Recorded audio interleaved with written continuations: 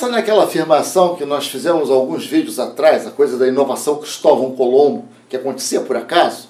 Você sai para procurar o caminho marítimo para as Índias e acaba descobrindo a América. A inovação seguiu muito esse padrão ao longo da história, mas hoje nós temos que ajudar a inovação a acontecer.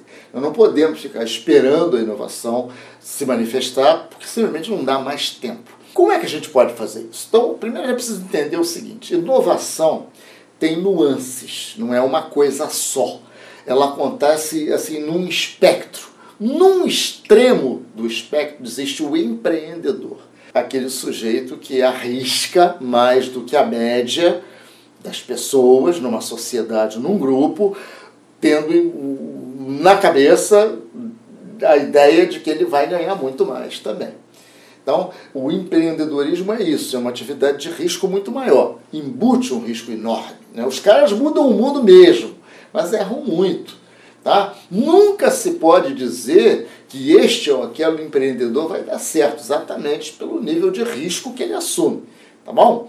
Mas a gente pode afirmar, é uma coisa paradoxal, né? É assim: quanto mais iniciativas empreendedoras existirem num grupo, numa sociedade, mais chance dessa sociedade ser próspera. As iniciativas empreendedoras, a maioria fracassa, mas é o conjunto delas que faz a sociedade avançar. É aquela mesma dinâmica que a gente viu, aquele paradoxo que vimos em algum vídeo anterior, tá? Empreenda sabendo que as suas chances são pequenas, mas empreenda mesmo assim, tá? Porque a sociedade precisa. As recompensas são enormes, mas os riscos também.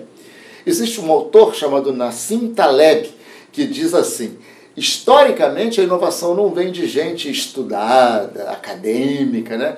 Vem de práticos, de experimentadores, de empreendedores, de risk takers, né? Tomadores de risco, né?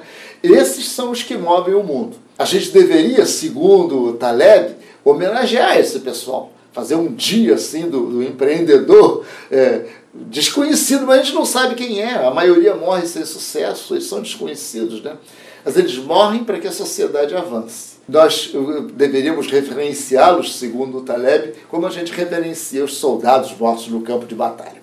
Mas bem, o que me interessa, então vamos explorar um pouquinho essa coisa do empreendedor. Vou contar para vocês uma história atualíssima, né? Um sujeito chamado Shai Agassi, que é um empreendedor israelense, ele se propôs a ser o novo Henry Ford. O que ele queria?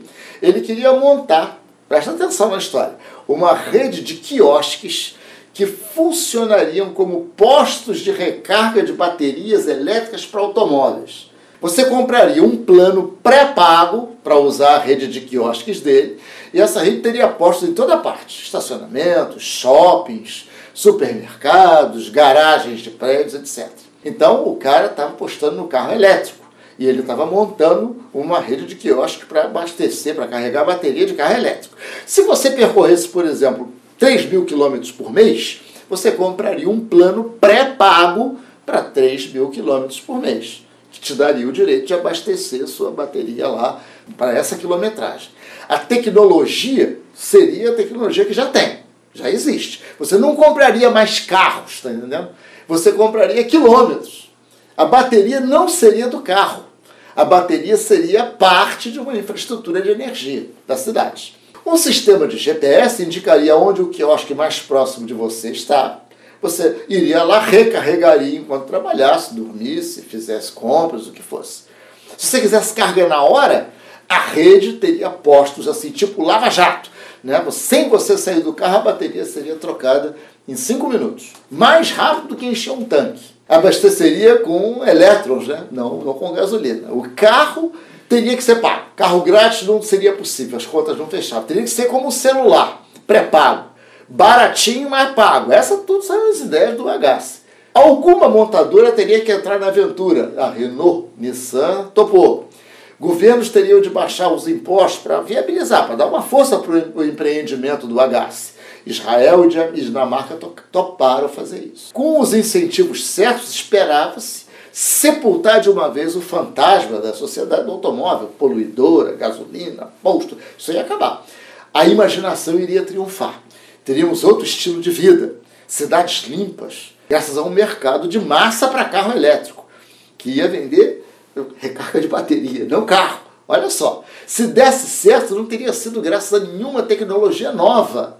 Teria sido, de novo, graças à imaginação de um empreendedor. Mas deu errado. A empresa do Shai Agassi quebrou em 2012. A enorme maioria das coisas que dão certo são muito diferentes daquilo que seus criadores imaginaram no início. Excesso de inteligência às vezes atrapalha, né? Nunca leve a sério demais ideias assim, inteligentes. É inteligente, mas precisa de tanta coisa para dar certo. Empreendedor não tem que ser inteligente, tem que ser humilde para aprender. Se o Shai Agassi é mesmo o empreendedor que todos acham que ele é, e eu acho também, nós ainda vamos ouvir falar dele como um grande sucesso. Ambição tem custo, o custo de aprender através do erro. Como essa historinha que eu contei, há infinitas histórias. Há a história da Webvan, por exemplo, que perdeu bilhões de dólares no início dos anos 2000 tentando montar uma infraestrutura de supermercado 100% virtual. Há muito que aprender. Vai no Google, procure lá histórias, sei lá, Pets.com ou o Cosmo.com. Existe um livro que conta essas histórias todas de um certo Philip Kaplan.